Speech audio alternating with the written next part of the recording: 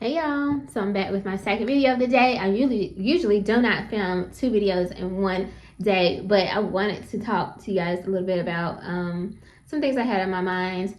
Anyway, welcome back. My name is Dr. Shamanda. I am a retired licensed therapist. Now I'm currently in healthcare leadership management and also a professor. So, an executive producer, writer, all of that good stuff. And in this channel, we talk about all things mental health, personal finance, and overall strategies to live your best life. All right. Today, I wanted to talk about, it is just on my heart this morning, how important it is to show up for yourself, even when you feel like maybe you're lacking in certain areas, or maybe you feel scared and nervous. And I would just be transparent. So, I just recently finished up my first semester teaching postdoc. I actually finished up my doctorate the end of 2024. So, which is crazy that it's April already because it just seems like yesterday. I haven't even had my graduation ceremony yet, to be honest. So that's so funny. Like, it's actually in a few months. And maybe it'll feel real then, but right now I still feel like, wow, But, I have been teaching for a few years now, probably about almost 4 years now. And at this point, I've taught for different universities as a part-time adjunct professor. And I love my classes and teaching because I'm able to talk about theory, of course, teaching them like principles and theory of clinical counseling, but also embed a lot of my personal experience or professional experience rather as a clinician. So I find that students definitely enjoy hearing about that. It's almost like if a doctor was teaching residents, right? Like the interns. And if you've watched Grey's Anatomy, you know what I mean? There's the different levels, like when they graduate and all that kind of stuff. But hearing about like that firsthand experience from someone who's done it and who's been doing it for over a decade, students really enjoy that. But I'll say this. This past semester, like I said, my first semester teaching after finishing my doctorate, I definitely experienced a lot of imposter syndrome. And I feel like I felt that, certain periods of my life in different situations, but it was really challenging this semester. And it's really heavy on me now because I just finished my classes, my first semester classes. Yesterday, I finished my last two classes. So I'm able to really talk about it now, and process it. But the irony of it is, even though I was kind of hard on myself, like, oh god, like I don't know if am I doing this right, whatever. Every time I would feel that way, I would have a student literally say, hey, can I talk to you after class, Dr. Shamanda? I asked them to call me Dr. Shamanda. I use my first name. Anyway, probably a millennial thing, I don't know, but whatever. And I'm like, yeah, sure, And so after, like, literally at least, I don't know how many times, I've lost count, but they will always be like, this is like, you're like one of my favorite professors now, like, or this is one of my favorite classes, whatever. Like, I would always, it's like God would always send one of them to say something, or even in an email, they would always say something like, wow, like, I love this class, or I'm learning so much, or I'm getting so much out of this, whatever. And it would be those moments or those days where I would feel like, did I present this correctly? Did they understand what I meant? Like, does this make sense to them? Like, I would kind of be questioning my own self, like my own teaching style and abilities, and just really being hard on myself. But it would literally within that same day or the next day in an email or something, God would always send one of them to say something like that. And I just thought, like, that is crazy that, like, we can feel like we're inadequate, or like we're failing, or like we're not good enough, or imposter syndrome kicks in. Maybe we're pivoting or in a new season of our lives or in a different role, and it just feels uncomfortable because it's new, and anything that's new is going to feel uncomfortable for you, right? Because you need to grow into that. Like, even in leadership management, that has been a transition for me, but thankfully I had experience, so I came in differently this time around.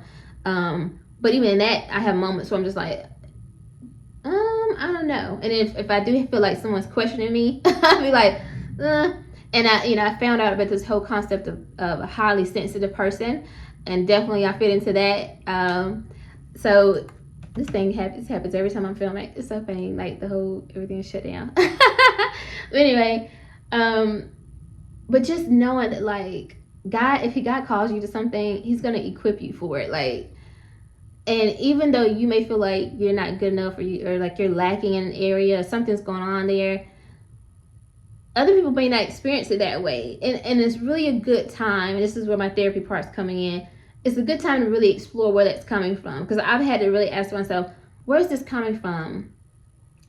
There's what proof do you have? And this is the question I would ask my clients. What proof do you have that this is true, that this thought, this idea that you're not good enough or that you're failing in some way, what proof do you have that that's true?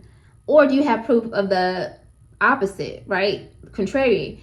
And the reality is, for me, specifically in this situation, I have proof that actually I am doing a great job, and I am a great professor and teacher or lecturer or whatever, right? And I actually am performing very well. I'm doing it like really good, getting really good feedback. And even in my old school, same thing. So then it becomes like, then there's something within you, something that you heard maybe years ago, something that's been triggered when you're showing up for yourself, when you're showing up in these spaces.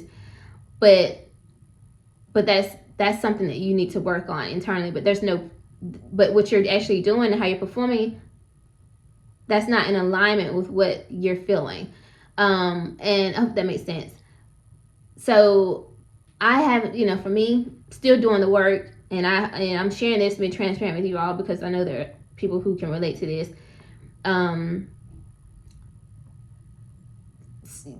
When you have those moments, it's pointing to areas where you still need to do some work, right? But instead of like running away, lean into it though, right? Be okay with the discomfort. Lean into it. Because I was to a point, honestly, this past semester, I was like, I don't know if I want to teach anymore. I was like, I don't know, this don't feel good for me. I'm good. I don't think I'm gonna. And then I end up accepting some more classes, and I was like, why would you take these classes? Like, when you know how you feel. But I think innately I knew, like, you still got to keep showing up. You got to work past that discomfort, because it's coming from a place like a trauma place, or something that happened, or somebody said something to you. There's something there, and you need to uncover that and get rid of that. You gotta heal that piece, because what you're bringing, the feedback that you're getting doesn't match what you're thinking in your head. Everyone's telling you you're doing a great job. You're getting good feedback. So that's you. That's your stuff. Don't run away from your calling because of some things you might need to heal. I don't know who that's for. Okay. I know it's for me, but I know there's for someone also out there that can relate. Like I said, we can call it imposter syndrome. We can call it growing pains, whatever. You can hide behind those labels, but at the end of the day, ultimately though, it still means that there's some work that we need to do within. And I don't want us to miss our calling because it doesn't feel comfortable. It doesn't feel good when we're in those moments. I'm like, listen, I'm about to take every class I can take and teach, so that I can work through that. Like, what am I experiencing in those moments that leave me feeling anxious or overwhelmed or whatever, and work through that and figure that out, because there are students that need me to teach them. Especially in this field, I'm such an advocate for counseling. I'm like, I want to develop and create the best counselors the best counselors ever, so that I know that people who are seeing these students, future counselors, are getting great quality work. And I know that I am the person for the job. I'm the woman for the job, as Sarah Jake says. And I know God called me to do this, so I'm going to work through my stuff, because baby, I'm not getting in the way of what God called me to do. I'm not going to get in the way of what God called me to do. Think about that. Like, are you going to get in the way of what God called you to do? Are you going to let your ego, your mind, your traumas, your past experiences, whatever, get in the way of what God called you to do? Think about that. So I know I'm not, and it's a win-win for me to teach, because I don't know if y'all follow me. If you follow me, you know the money that I earn from teaching, I use it to pay off debt. So it helps me get closer to time freedom and financial freedom, so I can develop courses and shoot movies about mental health. So there's so much tied to me staying in this, not just because I want to train students, but also, again, I get to work toward financial freedom and actually branch out and do other things that is also a form of teaching for me, and more in a creative space. So I don't know, I'm excited to do this. It doesn't always feel good, but it's what I'm called to do, and it's what God called me to do. So here we are. And so I'm leaning into this new season as Dr. Shamanda. But I want to just be transparent and share that with y'all. And hopefully, again, if this is for you, then you're gonna lean into this journey as well, and we're gonna get there. All right, y'all. Thank y'all for listening. I hope you like this video. If you do, like, comment, subscribe, and I'll see you guys on another video. Bye.